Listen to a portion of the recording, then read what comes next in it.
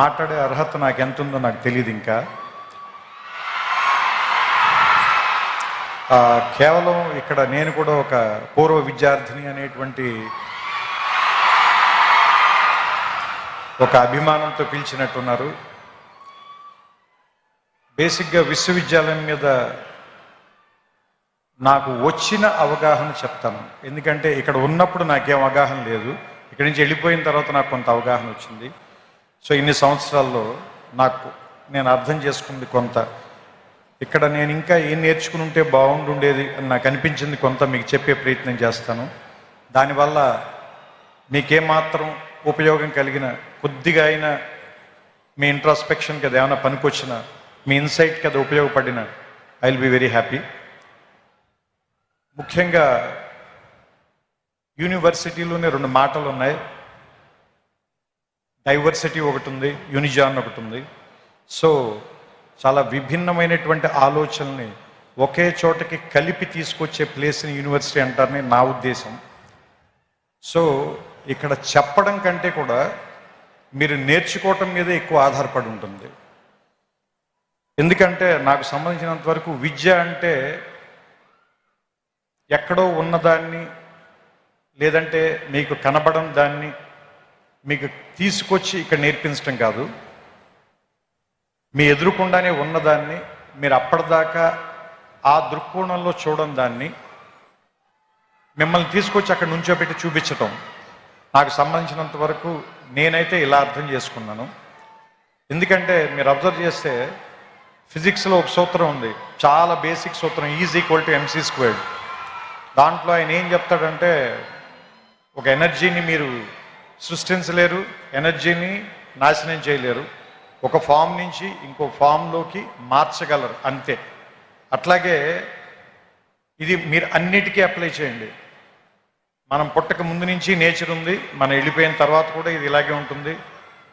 మనం పుట్టక ముందు నుంచి ఈ విషయాలన్నీ ఇక్కడే ఉన్నాయి, మనం కనిపెట్టక ముందు నుంచి ఇవి ఇక్కడే ఉన్నాయి, మనం కనిపెట్టకపోయినా ఇక్కడే ఉంటాయి. మన తర్వాత వేరే వాళ్ళు ఎవరో వాటిని చూస్తారు.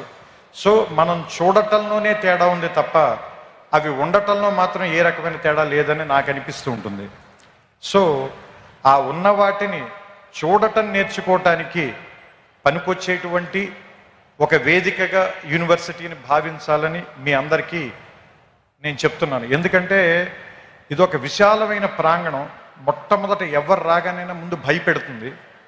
మోర్ దాన్ 500 acres, రోడ్లు ఎంత నడిచినా తరగవు, పెద్ద పెద్ద ఎత్తైన సీలింగులు, దూరంగా ఉండే క్లాస్ బోర్డులు, వినపడినట్టుగా ఉండే ప్రొఫెసర్ల మాటలు అన్నీ కూడా ముందు మనకి చాలా నెగిటివ్గాను, ఇక్కడి నుంచి ఎంత గమ్ముని వెళ్ళిపోదాం అనేటువంటి ఫీలింగ్ ఇచ్చేలాను అనిపిస్తాయి. మందు చేదుగానే ఉంటుంది, ఆసుపత్రి వాసన మనకి సుగంధంలా అనిపించదు, కానీ అది మనకి చాలా ఉపయోగం చేస్తుంది.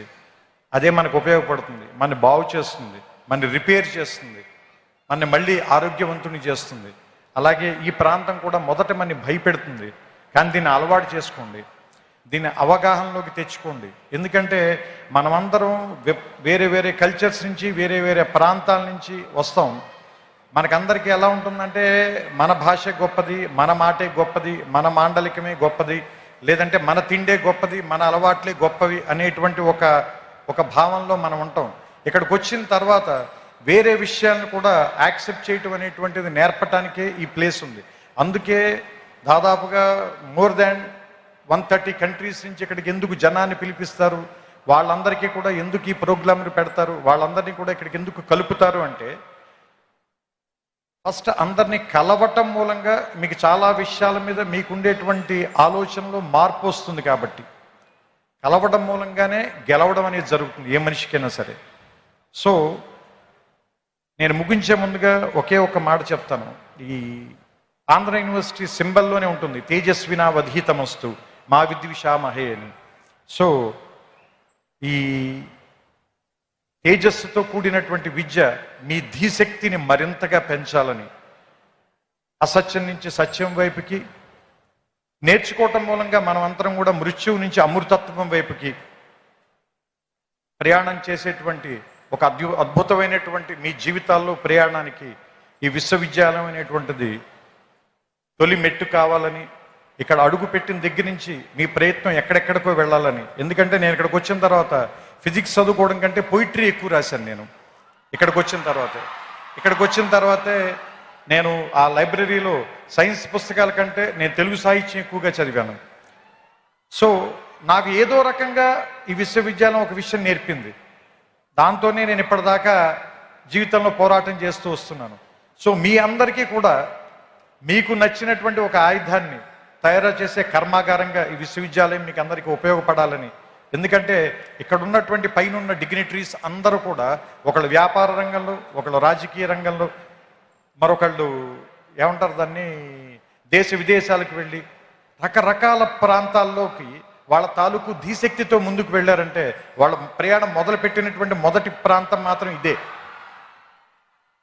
సో అలాంటి మీ ప్రయాణాలకి ఇది మొదటి అడుగు కావాలని, ఇక్కడి నుంచి ఎంతమంది వచ్చి ఇక్కడ కూర్చుంటారో తర్వాతి తరంలో చూడడానికి బహుశా నేను ఉండకపోవచ్చు, కానీ తర్వాత తరాల వాళ్ళకి చాలామంది మార్గదర్శకుల్ని ఇక్కడి నుంచే తయారు చేసేటువంటి ఈ ప్రాంగణం మరిన్ని వందల సంవత్సరాలు పూర్తి చేసుకోవాలని, దానికి ఇది ఈ శతాబ్ది మొదటి అడుగుగా ఉండాలని, 100 ఏళ్ళు పండగ చేసుకున్న వాడిని ఆశీర్వదించేటువంటి అవకాశం చాలా తక్కువ మందికి దొరుకుతుంది.